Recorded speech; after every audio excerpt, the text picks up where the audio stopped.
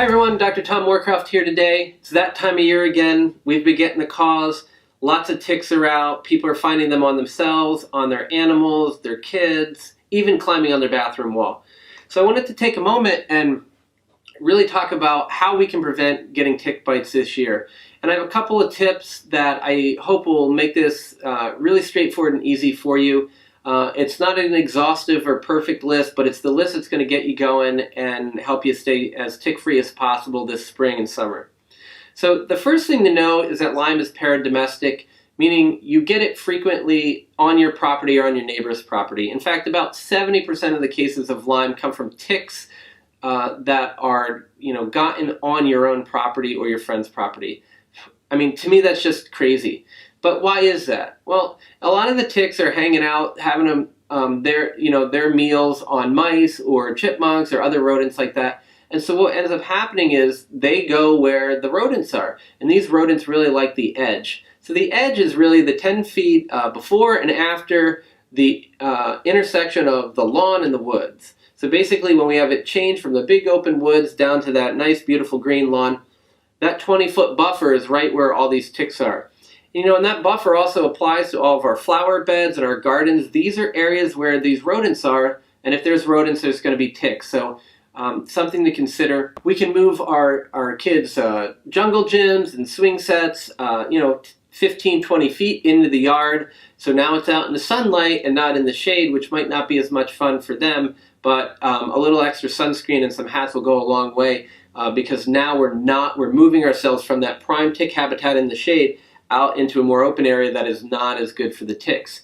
The other thing is we can treat our yards. There are different sprays from very toxic to much less toxic, and there are also some other things where we use essentially like little cardboard tubes that have some treated cotton in there, or there's little, what we use on our lawn is this Nix tick system through Connecticut Tick Control.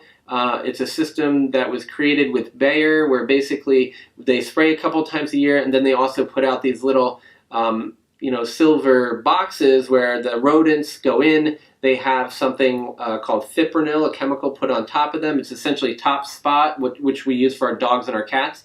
And you put that, and then they grab some cotton when they're in getting the application of the medicine, and that dramatically decreases the tick population on your property in as little as 2 years. So I'm quite impressed with that.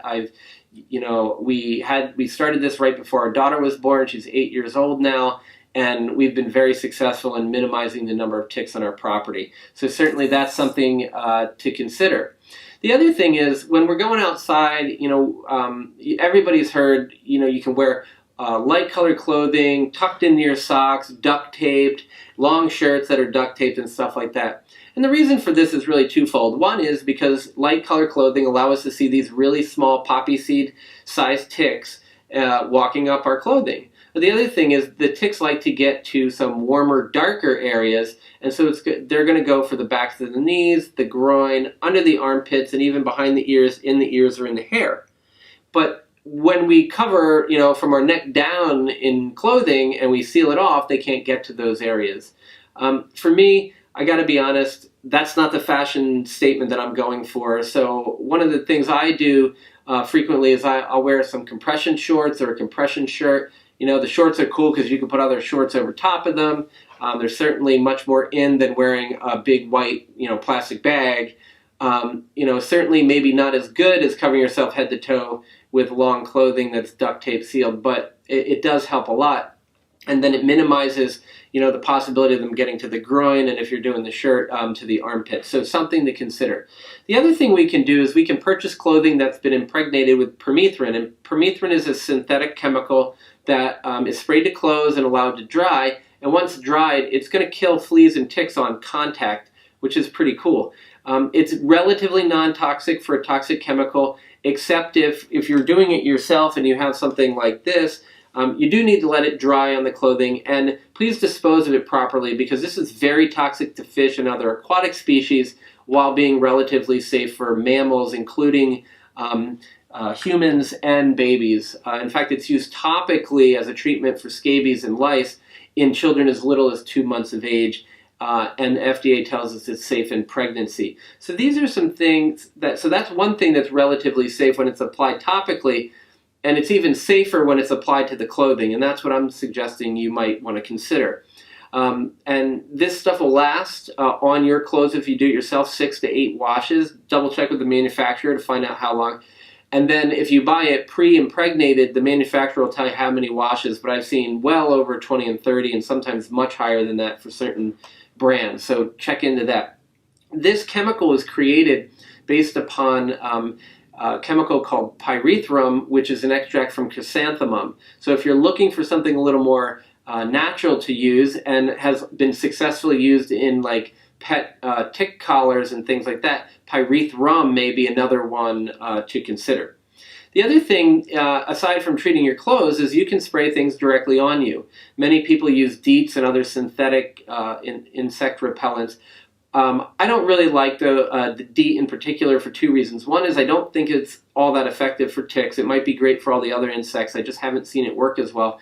And the other thing is if you take a plastic Band-Aid and you spray some DEET on it, and then you go and you can actually smear the Band-Aid and it'll just like pull away and you'll be left with just the cotton there. So anything that can degrade a Band-Aid within 20 to 30 seconds is probably not something I want to be putting on my skin, and so I certainly have you consider whether you want to be doing that either. What I found is herbal sprays work really well. I've tried a whole bunch of different ones.